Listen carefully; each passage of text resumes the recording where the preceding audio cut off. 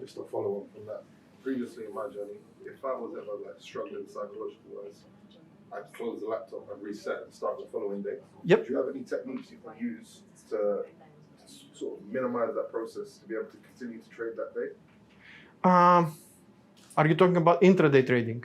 So I'm just looking at if you took a swing trade for the following day, Yeah. you didn't necessarily plan out to what you wanted to. Yeah. Obviously, you wouldn't revenge trade, but say if you were trading multiple markets, so you would still need to be trading that day. Yep. Previously, I would just close But it down. why did it affect you? Did you have a big position size? It was fairly big. Yeah, But that's why. It was obviously the monetary value, but just the psychological aspect of you seeing it not go to plan. How can you reset yourself to then continue to trade? Reduce your position sizing and it won't affect you. If you had lost on that trade £2, would it affect you? Not as much. If it It's still a loss. so It's still a loss. yeah, it's still a loss, but it's £2. But if you had lost 2 million, so it's not a matter of the trade itself; it's how much you put on it. So that's why one of the benefits of small position sizing, it doesn't have as much as an effect on you psychologically.